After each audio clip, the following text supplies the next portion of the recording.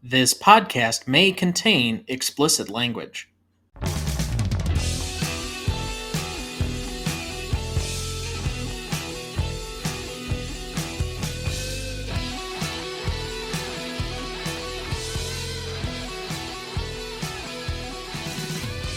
Welcome to the Greatest Movie of All Time podcast, the show that uses a unique grading style to redefine what the greatest movies are. I'm Tom Duncan. And I'm Dana Duncan. Tonight, for our 181st episode, we discuss the 1938 mystery thriller, The Lady Vanishes, celebrating its 85th anniversary this year. Directed by Alfred Hitchcock, written by Sidney Gilliat and Frank Launder, music by Louis Levy and Charles Williams, starring Margaret Lockwood as Iris Henderson, Michael Redgrave as Gilbert, Paul Lucas as Dr. Hartz, Mae Whitty as Miss Froy, Cecil Parker as Mr. Todd Hunter, Lyndon Travers as Mrs. Todd Hunter, Naunton Wayne as Caldecott, and Basil Radford as Charters. Recognition for this movie? The Lady Vanishes was released on October 7th, 1938, based on the 1936 book The Wheel Spins by Ethel Lena White. When The Lady Vanishes opened in the UK, it was an immediate hit, becoming the most successful British film to that date.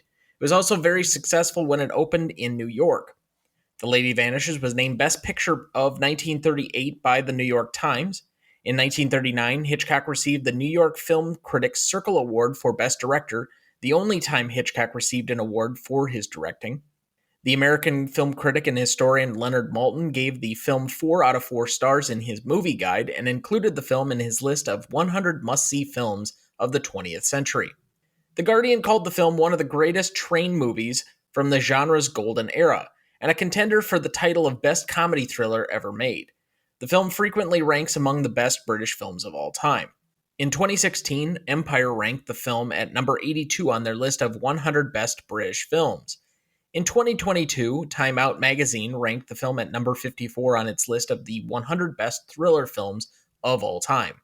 The Lady Vanishes currently holds a 98% among critics on Rotten Tomatoes, a 98 score on Metacritic, and a 3.9 out of 5 on Letterboxd.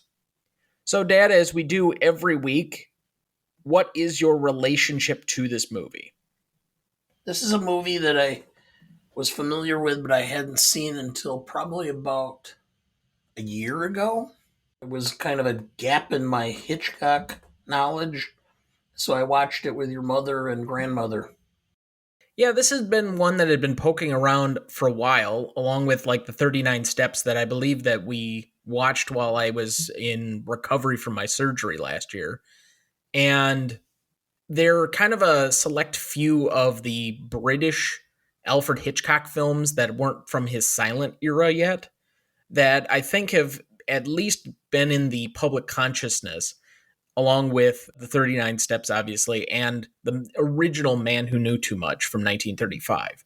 So it's interesting. I occasionally put these movies on the list for ones I'd like to see and need a reason to kind of force myself into finally watching them. I actually enjoyed this a lot more than I enjoyed the 39 Steps, personally. I found the 39 Steps a little bit boring. This one kind of had me hooked, although I was watching it during the commercials of the football game on Sunday. So it was kind of in various stages. It was like watching a TikTok video for 3 minutes. Well, the 39 Steps is what got me hooked on Hitchcock. I watched it my freshman year of college.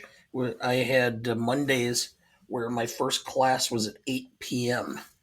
So I would sit around in the dorm on Monday morning while everybody was gone and watch whatever old movie was on WGN Chicago. And the 39 Steps came on. I was absolutely fascinated by it. And I started looking into more and more Hitchcock films as a result. Well, you'll be happy to know that I'm like 95% sure that it's on next year's list. Well, good. I haven't seen it since my freshman year of college, which would be 41 Again, years ago. I just said that we watched it together last year. The 39 Steps? Yes. I didn't watch it with you. Yes, you did. Must have been Sarah. No, it was not Sarah. It was you and I. Okay, I don't remember. Oh, you know what? I'm sorry. I was wrong. I had to remove it because it was unfortunately one of the ones we had to axe between me not setting out enough time for our Oscars show last year where we ran into problems because I tried to schedule over it, and because we have a two-part episode in April that is coming up that's also special to you. So my apologies. It was on the schedule. I had to take it off. Well, So it may be a little while before it comes back up or comes back around again. yeah. Either way, what do you think the movie is about? It's a traditional mystery thriller that Hitchcock is famous for. It really is more about understanding the mystery and solving it. The man, or in this case, woman, placed in difficult situations who has to overcome all of these difficulties and problems and achieve the higher end as a result. There's no real deep meaning to it. It's just a movie that's done for entertainment purposes, like a book, Agatha Christie or John Dickerson Carr, who was Hitchcock's favorite, who was a mystery writer in the 20s and 30s and wrote serials for The New Yorker. Well, I tend to agree. I don't think that there's a lot of extra meaning to a lot of Hitchcock films. We've discussed the one that I really think has some additional. Well, actually, I would say we've discussed the two to me that have like additional meaning behind them in Psycho and Vertigo. Outside of that, most of those are pretty kind of pop art in a way. Rear Window is just kind of a voyeuristic thriller. It doesn't have to be about more. You could try and pick it apart, but I don't think that was what it was designed to necessarily do. And most of his movies are not about something more. Even Rope, that we discussed before, is not really that kind of movie. So I would agree. This is just kind of a mystery thriller with some comedy kind of sprinkled in. Mm-hmm. So it forces me to ask, what exactly is Hitchcock's fascination with spies? It seems like every third movie of his has to do with a spy. Is it just really that simple that this was an intriguing MacGuffin to get involved in it? Or is it just simply that was like his go to thing? I don't know. He loved mysteries. He loved setting up mysteries. He loved having mysteries or doing things at dinner parties.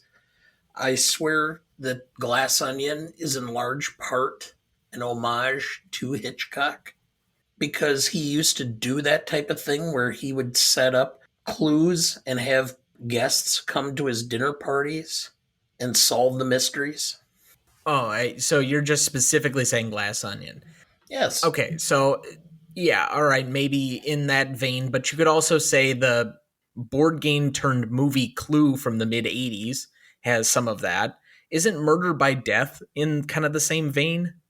I mean, there have been those mystery Yes, I comedies for a guess. long time. So I wouldn't say that it's necessarily that per se, but I will say as many times as Ryan Johnson right now wants to make one, I will watch it. And I think that's what Netflix was banking on. In fact, I probably should go back and rewatch. I know we have Knives Out on the schedule for next year, but I would be excited to go back and watch both of them again because they're great movies. Yes. Hitchcock kind of brought that genre forward. I mean, you wouldn't have all of the film versions of Sherlock Holmes and of Agatha Christie and some of the other mystery writers, but for the fact that Hitchcock was doing this, taking mysteries and converting them into film and doing them well. I mean, we did have the Adventures of Sherlock Holmes from the 20s, and we had, I think it was Sherlock Jr., that was Buster Keaton, if I remember right. So it's not like he's solely responsible, but I do think he popularized it. Well, you wouldn't have the whole series of Sherlock Holmes movies with Basil Rathbone and Nigel Bruce. And I think the serial out of the New Yorker and such, Dashiell Hammett and Sam Spade and all of those. are related to some extent to the popularity started with Hitchcock. See, I would make the argument that he did not create the genre, but he either expanded or exponentially ingrained in the public consciousness a thirst for this. Because while I wouldn't say he's like the original true crime, like Kingpin, he did capitalize on a thirst for the thriller and mystery and crime. It's kind of like Henry Ford did not invent the car. He did not even establish the first car. He just took and did what everybody was doing and did it better. It's the difference between creation and execution. I think Hitchcock was executing at a high level and created a popularized form and really just kept hammering home something that was already in vogue, but just made it better, as opposed to being the creator that kind of did anything to establish the genre. I think that it was already established. It was he was capitalizing what was already there and then executing at a high level. Okay, well, But either way, let's get a little more background on the movie. Do you have a plot summary ready for us? yes. Alfred Hitchcock weaves his cinematic magic in The Lady Vanishes, a taunt thriller that showcases his signature blend of suspense, wit, and intrigue. Set against the backdrop of a quaint European train journey, this film is a testament to Hitchcock's storytelling prowess and his ability to captivate an audience from start to finish. The story revolves around a seemingly ordinary train ride from a fictional European country to England. As a diverse group of passengers share the cramped compartments, Hitchcock masterfully introduces us to a charming ensemble of characters, each with their quirks and secrets. Enter the enigmatic Miss Froy, an English governess who mysteriously disappears on the train. Her sudden absence triggers a wave of doubt, paranoia, and conspiracy theories among the passengers. Our unlikely hero, the skeptical but charming Gilbert, played by Michael Redgrave, teams up with the determined Iris Henderson, Margaret Lockwood, to unravel the baffling disappearance of Miss Froy. What follows is a heart pounding race against time as they attempt to uncover the truth behind her vanishing act. Hitchcock's genius lies in his ability to blend humor with suspense, and The Lady Vanishes is no exception. Hitchcock's direction is impeccable, with meticulously crafted scenes and a pacing that keeps the audience on edge throughout. The train itself becomes a claustrophobic labyrinth setting that mirrors the characters' increasing sense of confinement and paranoia. In The Lady Vanishes, Hitchcock invites us on a roller coaster of suspense that twists and turns until its electrifying climax. With its unforgettable characters, razor sharp dialogue, and Hitchcock's signature touch, this film remains a timeless classic and a testament to the enduring power of cinematic storytelling. Thank you. Did you know? In an interview with Peter Bogdanovich, Alfred Hitchcock revealed that this movie was inspired by a legend of an Englishwoman who went with her daughter to the Palace Hotel in Paris in the 1880s, at the time of the Great Exposition. The woman was taken sick, and they sent the girl across Paris to get some medicine in a horse vehicle, so it took about 4 hours. When she came back and she asked, "How's my mother?" "What mother?" "My mother. She's here. She's in her room, room 22. They go up there, different room, different wallpaper, everything. And the payoff of the whole story is, so the legend goes, that the woman had bubonic plague and they dared not let anyone know she died. Otherwise, all of Paris would have emptied. The urban legend, known as the Vanishing Hotel Room, also formed the basis of one segment of the German portmanteau film Eerie Tales from 1919. So Long at the Fair, 1950, in which the missing person was the young woman's brother as opposed to her mother, and Into Thin Air from 1955, starring Hitchcock's daughter, Patricia. Did you know? The cricket obsessed characters Charters and Caldecott were created especially for this movie and do not appear in the novel written by Ethel Lena White, but they proved to be such popular characters that they were teamed up in 10 more movies. They reappeared in Night Train to Munich, from 1940, also starring Margaret Lockwood, and Millions Like Us, 1943. Two movies also written by Sidney Gilliat and Frank Launder. They also starred in the BBC radio serials Crook's Tour, which was also made into a movie, and Secret Mission 609. They were played in the 1979 remake by Arthur Lowe and Ian Carmichael. In 1985, they reappeared in the BBC television mystery miniseries Charters and Caldecott, played by Robin Bailey and Michael Aldridge. Did you know? And this is going to be a callback.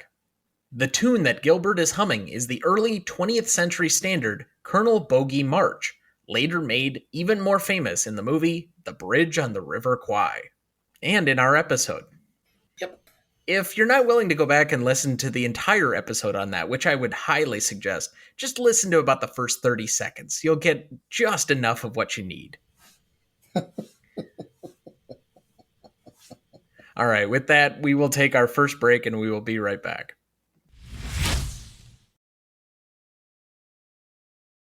Before we jump back into the episode, next week for our 182nd episode, we discuss the Clint Eastwood thriller, Gran Torino from 2008, celebrating its 15th anniversary. Directed by Clint Eastwood, written by Nick Schenk, music by Kyle Eastwood and Michael Stevens, and before you ask, yes, that is his son, starring Clint Eastwood and B. Vang. You won't want to miss that one, so watch ahead of the show by searching the Real Good app to find where it's streaming for you. That's REELGOOD. All right, Dad, we have Best Performance up. Who did you have down? Hitchcock. How could I have guessed? Yeah, well, it's all about his pacing, it's his direction. Some of the camera shots, the scene where Michael Redgrave is climbing out on the side of the train to get into the next compartment, that was all done with camera tricks. And it was quite realistic. Between that and the fact that Hitchcock had his hand all over, well, he and Alma, I should say, had his hand all over the script. The opening scene was added by Hitchcock. The change in the to a magician was Hitchcock. The closing scene with the shootout was Hitchcock and Alma's idea. So most of this, yeah, the basic framework was done by the original writers, but they changed a lot of it in order to increase the tension and build rapport with the characters. I mean, they're the ones who added the cricket obsessed fans to the script as well. So, just on the writing standpoint, let alone on the direction, He's not credited with being a writer on this. he never took a credit as a writer, but he oversaw and was directly involved in all aspects of writing of every film he did. So I knew you were going to go in this route, and I'm going to say something potentially blasphemous. I actually think that I have to hold Hitchcock to his own standards. So when I say that, we've watched and discussed already on the show, and we have a couple more. I think Rear Window is coming up next year. Some of the best movies he ever did, and some of the best movies ever made. And to give him a bit of a pass on some places where I think that compared to some of his later work, he's far superior in his direction, his decisions, his musical choices. This seems a little bit lacking in the directional flair. Like, there's nothing to me that really says this is an Alfred Hitchcock movie comparatively, other than its subject material and a few of the camera shots. Realistically, to me, what makes the movie is the two lead performances. And so for all three categories, I went with both of them. For me, Margaret Lockwood makes the movie. I think she's an absolutely outstanding performance. She's also my most charismatic because you have to buy into her character. You have to care about her character. You have to basically anticipate all of her emotional flares and empathize with everything that's going on with her for the movie to work. And while sometimes you can make the argument that an actor is only as good as their director allows them to be, or as good as the direction is, I mean, I can take that argument credibly. I just think that she outshone what I think the normal things I would say about Hitchcock are on this movie. I understand your point, but simply because You have to take it in context of what other people were doing in film at that time and how things were done. And if you put it in context, Hitchcock was taking choices or paths that no one else had seemed to be following. And as a result, I think you're underselling him just because he improved and matured and became better through age. So did cinema in general. I mean, you can watch a film from 1954 and compare it to a film from 1934, and you can see the difference in technology, in camera work, in acting, even. I don't think you can just deadpan it simply because he did better work later on.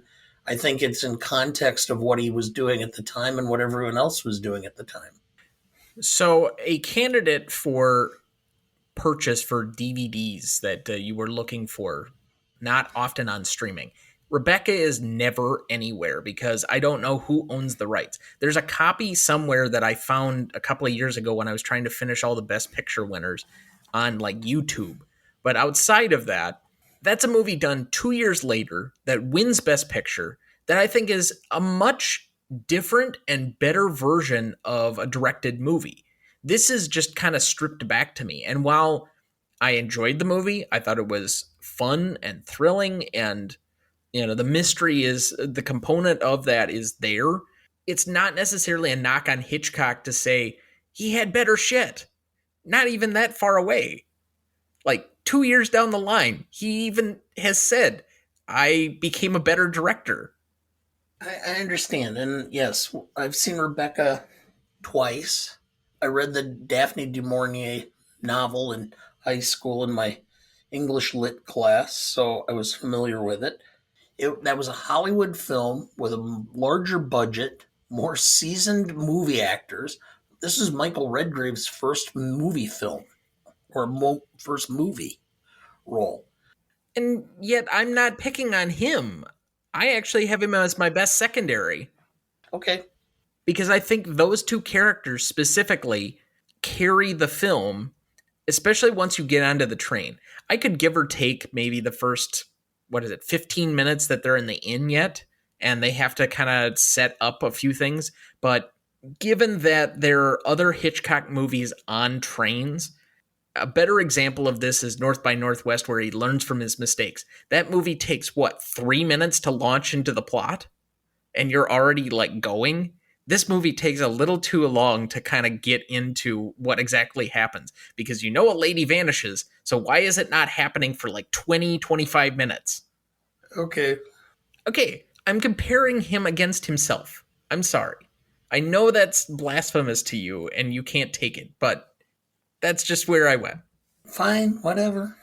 Okay, who is your best secondary? I had Michael Redgrave. Okay, so we both had the same one. Yeah, I think he had the heaviest lifting because he had to come across as being sympathetic to her and yet realistic or more practical. He has to have a character turn in the middle of the movie. You have to find him kind of smarmy to start out with and almost difficult to like, and then kind of flip on a dime and expect that somehow he's going to be the savior. Like, if you can convince that guy to be on your side, all of a sudden things will start to pick up. Sure. And so the difficulty of like playing both sides of it, where you have to be simultaneously unlikable but redeemable, I thought was an impressive feat because that develops a level of charisma. And again, I think the movie is carried by the two leads being very charismatic and eventually working very well together with the chemistry that they possess.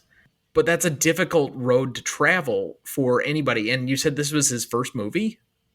Yes, he was a stage actor. Oh, okay, that's why. All right.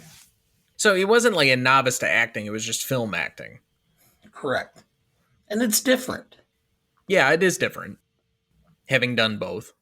You've acted in a film? Yes, in a couple of different films. Oh, yes, I forgot. Yes. We should put the link out on. No, I want to make it very difficult for people to find on YouTube. Only select people know exactly where it Uh, is. I just say okay. that I have a movie documentary out on YouTube and then allow people to try and find it if they can. You have to put it in like 5 different keywords to be able to find it. It is there, but it's not something I just put out or proffer to everybody else, unless it's apparently one particular teacher at Port Edwards High School who still gets most of his students to go back and watch it every year. That's like all of the views are just from Port Edwards High School students. Yeah. Uh, Anyway, we yeah. digress. You're most charismatic? I have Hitchcock because, again, it's tone. Okay. Okay. You gave yours, so Yes, I did. That's why I kind of just was flowing through these. So let's just move to best scene, since we're kind of on a down note here and probably boring the audience with our own personal stories. But all right, I had late night show tunes, which is my only scene from the inn. I have Miss Froy helps Iris. The Lady Vanishes, so the initial scene where Miss Froy goes missing. Searching the luggage car. Finding Miss Froy. Eluding Dr. Hart's. Shootout, and then the epilogue. And I only put the epilogue at the end because it leaves a lot more questions than answers. But out of these, what would you say is the best scene per se? the lady vanishes. Yeah, the initial scene where you find her in the car and there's this confusion and all of the stuff that's going on with that initial disappearance, I think is important to the nature of the film, and you've got to really buy into that scene, otherwise the movie doesn't work. Yes, it's gaslighting before gaslight. True. 6 years ahead of time. And you can just feel her frustrations. Like, I'm not crazy. I know what I saw and I know what took place. Yet no one is corroborating what I'm saying. What the heck's going on here? Yeah, and it's interesting that not everybody is bought and paid for, like the guys in the actual car itself with her, as opposed to the two. I would you call it a mastress and a mistress, and Sure. the other two cricket guys who just don't want to be bothered. They somehow get lucky by none of them wanting to participate. Well, they were worried that participation would cause the train to be delayed and then they would miss the cricket match. Understood, but and I mean they do go to lengths to explain that part. However, you're still taking a chance that they're not going to have said, "Oh yeah, there was this lady on the train with us." I mean, even the moment where the one woman is willing to identify or at least say something, and then she says Miss Coomer, I think it is the party that she saw. Sure. So, favorite scene, I have eluding Dr. Hart's. I think that's when the movie gets at its kind of like peak moments of action and fun. Is him kind of crawling out the window, them kind of fake fainting or passing out or whatever, and getting the upper hand on Dr. Hart's. For me, that was probably the best part of the movie. For me, it's again, the lady vanishes. Because I could feel being in a situation where I'm telling people something that's happening and no one is believing me. It immediately, when I'm watching this, took me back to first grade when I kept telling the teacher there was a snake popping its head out of the radiator in the classroom. And then she called me a liar, told me I was going to have a detention, whatever. And then all of a sudden, I said it and I pointed, and the snake's head was out, and like four of their kids went, yeah. And so they, school custodian had to come in and find, and sure enough, a garter snake had crawled in, and every time the heat would go up, he would stick his head up because it got too warm. So I knew exactly how she felt. So, you've been a troublemaker for that long, huh? I've been a troublemaker from before that, even. Mm. Most indelible moment to me, Iris leaving her fiance because it's such a confusing moment. Uh, you had that as a separate scene? Yeah, well, I mean, a moment. Okay. Okay, fine. But the thing that I remember is just the like clunky ending to this, where are we supposed to infer that she's never met her fiance before? I mean, is that how things were done at the time? No, she saw him and then ducked out because she didn't want to marry him. She's like, looked at him and So went, ugh. she can just run away from him? Like, how did they get engaged in the first place? I mean, it raises so many questions about that whole situation with her to begin with. Yeah, well, mine was the shootout. For the simple fact is that as much as I appreciate Hitchcock and I love Hitchcock, what he does and such, it's so implausible. I mean, you get guys who are trained soldiers, and they got one or two guys with handguns shooting, and none of them get killed except the guy who steps off the damn train waving a white flag. And It's also bad tactics. Like, they should have waited for them to try and enter the train so it bottlenecks, and then they can just pick them off one by one at close range. correct. And moreover, the trained soldiers get shot, but none of the passengers. And the trained soldiers would have more weapons, more firepower. They would just overwhelm the train. So it was so implausible. I still don't think that the casualty or injury list would have been so low either. Probably not. Also, their accuracy was like devilishly on for like basically ducking their head around a windowsill and then like taking a pot shot with a handgun. I mean, there are trained marksmen using a handgun at that range that couldn't hit a target of, 6 or 7 inches, and yet bang, they hit and kill somebody, who just sticks their head over the edge of the car. That one was the one that raised real questions in my head. Plausibility, sure. Well, anyway, that's a good spot for our second break. We'll be right back. Before we jump back into the episode, and before we get to the Stanley rubric in a minute, if you're ever curious about our Master Greatest Movies of All Time list that has every graded movie we've ever discussed on the show, there's a link in the episode description of every episode of this show, or you can go to RonnieDuncanStudios.com and find it as the top entry on the Greatest Movies of All Time podcast show page. That has the grades we've done so far for all 168 movies we've graded, and we continue to add more each week. Make sure to check that out as we go and follow along.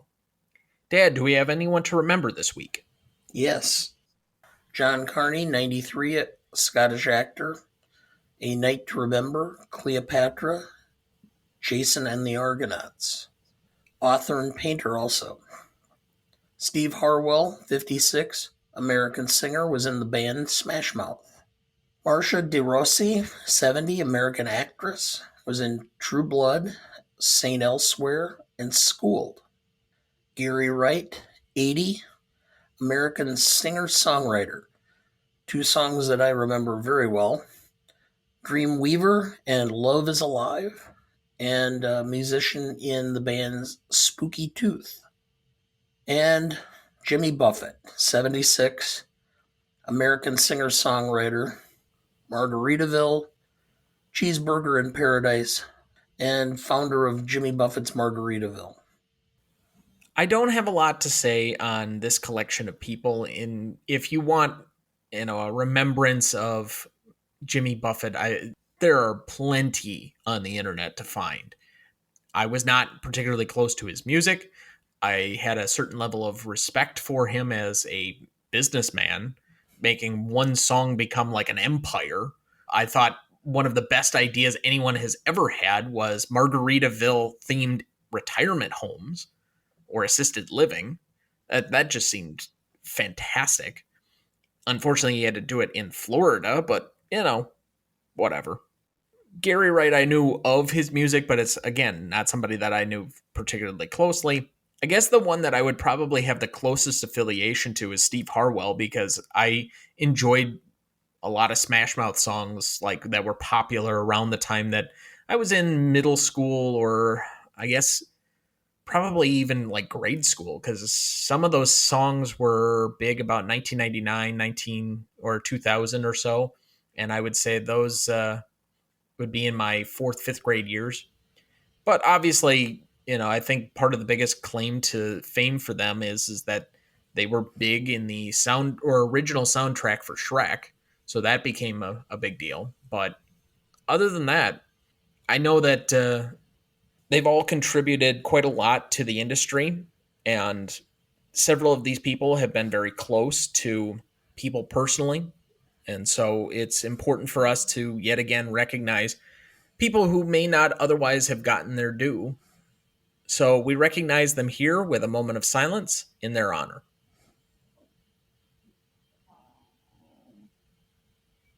Thank you. All right, I only have two best lines. Mm. Gilbert, come on, sit down, take it easy. What's the trouble? Iris, if you must know, something fell on my head. When? Infancy? Gilbert, can I help?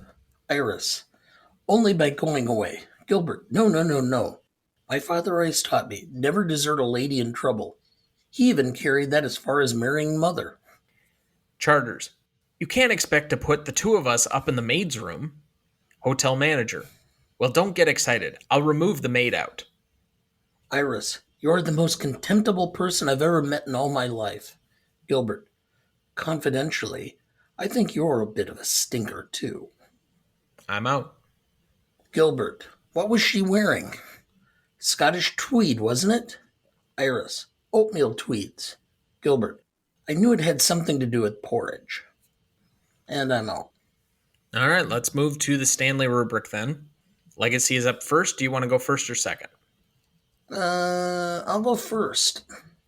All right.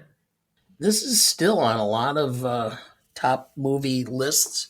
It's considered a classic in British film. Critics love it. So I'm going to give it a 4 for Legacy simply because of that. A little bit down because, at least here, it's not as well received or thought. So is that 4 out of 10 or is that 4 That's for in the one side? industry. Okay. For the public, I'm going with a 1.5 because even I had not seen the film, and I'm considering myself a Hitchcock aficionado, and I only saw it a couple years ago because it just wasn't one that you considered when you're talking about Hitchcock and his films. I think if you went and talked to 100 people and asked a question about the film, you might have one, two, three that would know anything about the film. I'm giving it a little or a half point higher because my guess is it's a little bit more well known in Great Britain than here. So I went with a 5.5 for the total. I think it really depends on where you're asking the 100 people. If you're just on the street in Wisconsin Rapids, there won't be a single person that will know of this film. If you do it on State Street in Madison, you might get two. Now, I might be willing to come to your number. I'm not so different from you. The only reason that I would have to give this slightly up to your 4, though, is if you could extrapolate that this is the movie that allows Alfred Hitchcock to move to America and then like really jumpstart and popularize his career. I think to extent that exactly because as this film was being released, he was negotiating with several Hollywood studios to make the leap. When this film became a huge seller, extreme box office draw, it cemented his ability to come to America. All right, so I guess I can match yours then, but I originally had a 5. I had a 3.5 for the industry. I also matched the 1.5 for the audience. I'm not even sure we should probably even go that high. I originally had it as a 1, but just thinking about the fact that it's so popular yet in Britain as one of the great films. What evidence do we have to say that it's a popular film in Britain? It's on critics lists, which we would count as part of the industry, but that's not the audience. It's not like this is like been voted one of Great Britain's favorite movies. It's not like they're showing it every Christmas or something. Yeah. Uh, yeah, all right. I think we're wavering. Yeah, we might give up the half point to the industry, but we may need to go down about a half point on the audience score here for the 5 instead of the 5.5. All right, that's fine. So, do you want to help me with the math on that one? I think it's 5, isn't it? I believe you're right. Impact and significance. So, this is where I would give extra credence to Hitchcock coming over, given that he comes to America and the first movie he makes is the Best Picture winner. It's one of the few like award success movies that he ever had.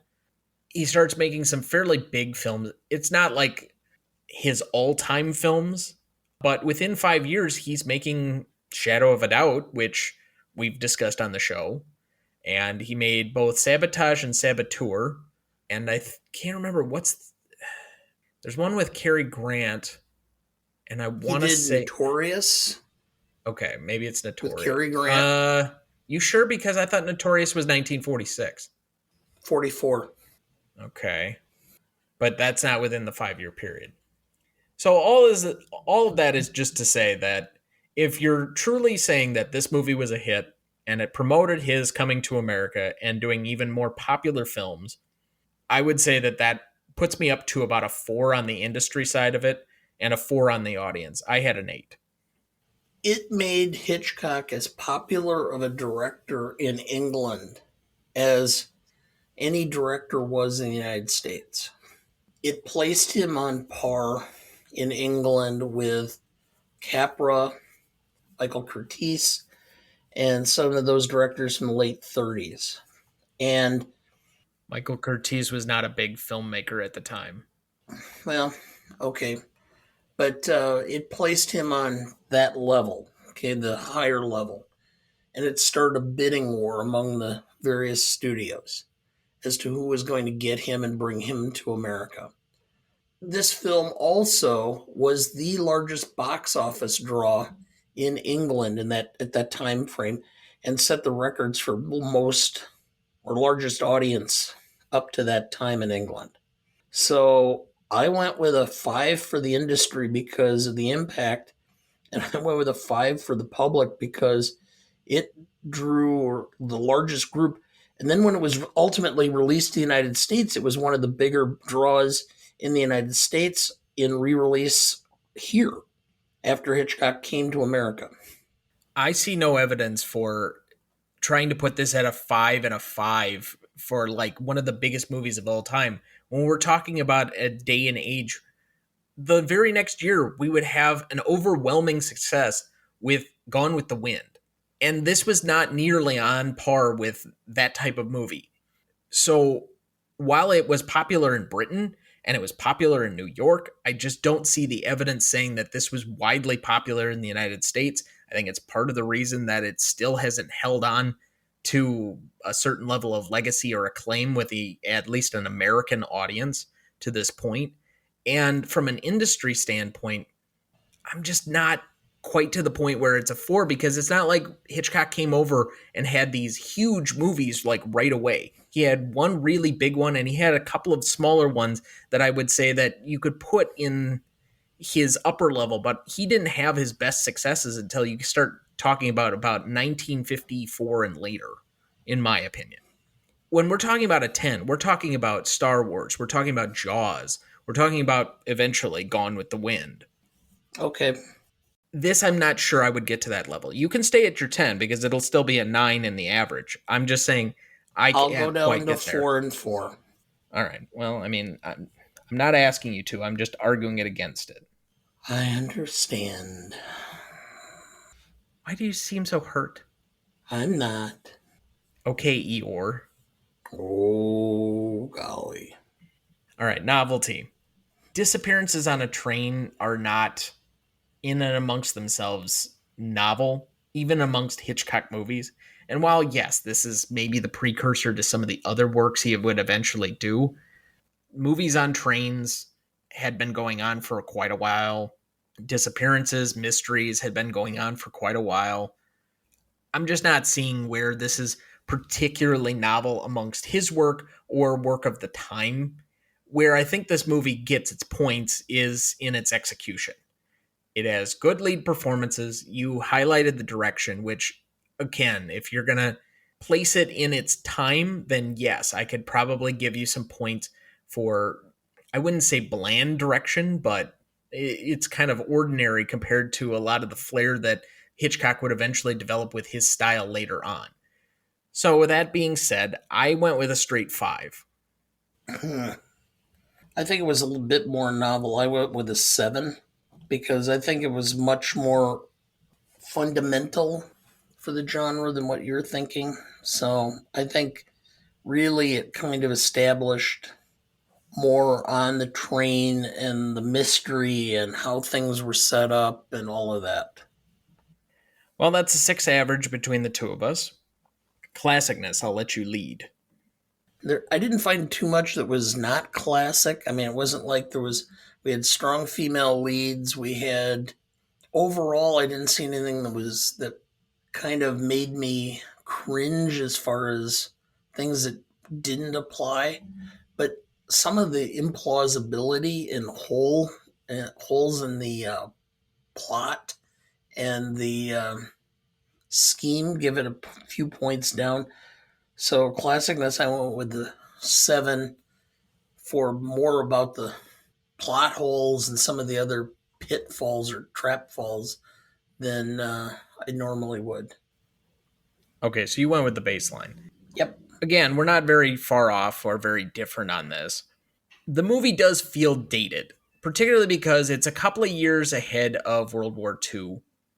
And using this fictionalized country where you're having these, I don't know, alternating spy crusades, you didn't need to necessarily make it fictionalized for it to be valuable. So maybe that's a underdeveloped part of the script. I would say there's some implausibility with some of the story itself. Part of the thing that bothered me a little bit as well is just kind of the old sentiments on marriage, which feel very, I wouldn't even say outdated, ancient in sentimentality. So while I don't see anything that was necessarily cringy in this, I still can't quite get to the full 7 baseline. I went with a 6.5. Maybe just because I'm nitpicking a little bit. So that would be a 6.75 average between the two of us. Rewatchability. Even though I enjoyed the film, I would still only give it about a 2 that I would probably turn this on my own. It's just not something that I feel like I'm needing to watch or go back to regularly. Although to be fair, I very rarely go back and rewatch a lot of films. There's frankly too much content available and too much new stuff coming out all the time for me to be devoting time to going back to rewatch stuff. I will occasionally do it, especially if there's a purpose for like the show or the movie challenge that I'm doing for the revisionist almanac that I'm a friend of. But it's not something that I'm in the habit of. So the 2 is probably a little bit generous.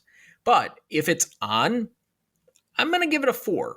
I think this is something that I would definitely leave on. It was enjoyable enough that I would have absolutely no objection to leaving it on. So I had a 6. I've seen it twice now within the last year.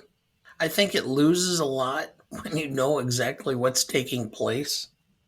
I actually, as far as rewatchability, because it misses a lot of the traditional Hitchcock flares, because it's one of his early works, I'm less inclined to rewatch this. So I'm actually going to go with a 5.5. Interesting. Because I literally was going to give a 5.5, and then I changed it here at the last second as I was thinking about it. So that's a 5.75 average between the two of us. For audience score, we had an 89% for Google users and an 88% for Rotten Tomato users, giving us an 8.85. So to recap the categories, we had a 5 for legacy, an 8 for impact and significance, a 6 for novelty, a 6.75 for classicness, a 5.75 for rewatchability, and an 8.85 for audience score, giving us a final total of 40.35. And currently placing it on our list between Indiana Jones and the Last Crusade and Indiana Jones and the Temple of Doom. Okay. Yeah. So, All right. Moving to remaining questions. Why wouldn't you wave your white flag out before exposing yourself to being shot at and exiting the train? He was a lawyer. Most of them don't know what the hell they're doing. Well, that's kind of you. How come Miss Froy, then Miss Coomer, couldn't communicate while bandaged since they were not unconscious? Like every time they start to unravel the bandages, you could see their eyes are open. There was no gag that was in there. I just don't understand how they couldn't at least attempt to communicate when somebody else was in the room. It makes no sense to me. Maybe it's nitpicky, but those two things bothered me when I was watching the film. So you already highlighted a few nitpicks. Did you have any other remaining questions?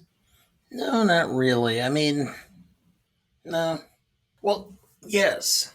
How are you taking a trip by train to Britain? I mean, we didn't have a channel, so I don't know. How do you take a trip by train to Britain? I had to think that there was at least something that was built that was available to do that. Or you had at least a train that would take you to a ferry that would allow you, but I guess they never mentioned that. No, they went on a train to England.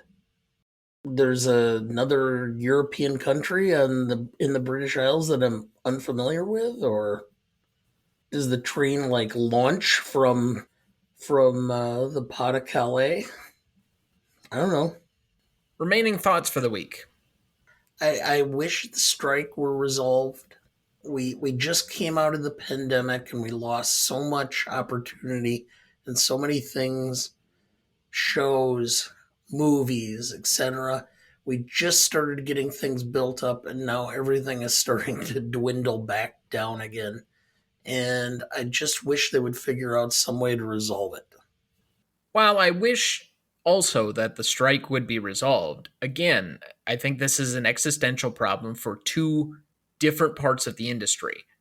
It's all of the people and all of the talent, the writers, the actors, to an extent, the directors and even the producers, who have said, do you want us to even exist? Or do you just want a computer to spit out something at you? Versus those that actually are taking the risk and putting the money up for all of this stuff and have created the business backbone. But at the same time, the actual industry makers have been rather curt and short sighted about the whole thing because, once again, they have to respond to market pressures. And every time we see that the market is controlling decision making, especially in a short term sense, we've seen that it does not work out well for all those people that are actually interested in what's going on. Everybody else gets left in the lurch except the people that are trying to make the money.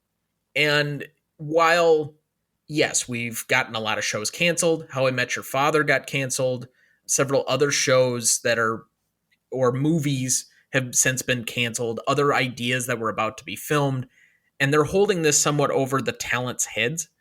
They were also creating content at an unsustainable level over the last several years, whether it was Netflix or HBO Max or whatever else. And then they were putting this rather stupidly while trying to maintain a cable model where they still have a lot of money invested in and are deriving a lot of their revenue that's keeping them afloat, i.e., Disney or Warner's. They still have a lot of content that they didn't put on both places because they wanted to double dip and allow you to both sign up for the streaming, but then also pay for the cable. Well, unfortunately, that doesn't really work because America can only pay for so much, especially in a high inflation environment. So I think a lot of this is on the industry to kind of bend over and take a little bit of this and know that they can't produce the level of content that they were, especially in an environment where they're losing market share to YouTube and TikTok.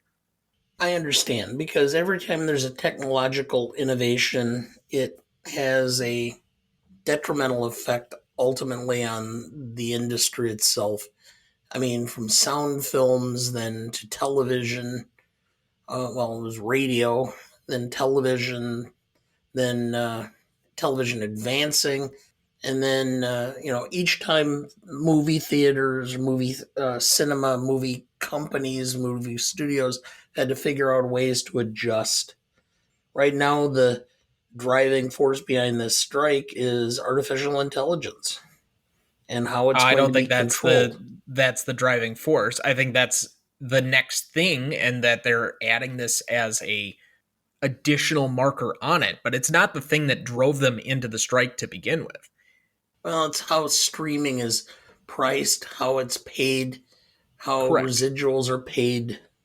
I think streaming is what this ultimately has been about, or the streaming culture and Netflix, and then the introduction of two primary players that don't need to worry about a profit margin in Apple and Amazon, that have businesses priced at different things. So their offerings are just completely different versus the traditional studio models that do have to derive a profit because it's their only basis, and the traditional media models. So Disney having ABC, ESPN, the Disney Channel, Warner's having TNT, TBS, etc.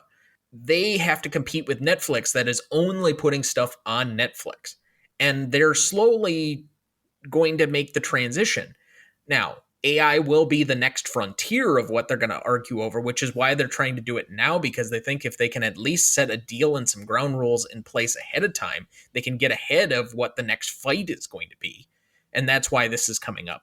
But I think the fight has been about the last 10 years of content creation, because streaming has become the primary model for all of the advertising drivers, the people in my age range from age 18 to 49, Sure, which I'm right smack in the middle of.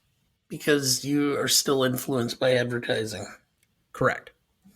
Although it's a lot less than most people, I would assume. Probably. I have particular brands I stick to. They don't want to market to me because they can run as many ads as they want. I'm not buying shitty Budweiser beer. Fair enough. But then again, you're not buying beer much. When I go out, I'll have a beer or two. Exactly. A beer or two. I don't generally drink beer at home. Yeah, but you're only doing it on a limited basis. You're in your model, you still would drink Jim Beam, which would be something that would be advertised. You'd drink Wild Turkey. Eh, You'd drink Jack Daniels.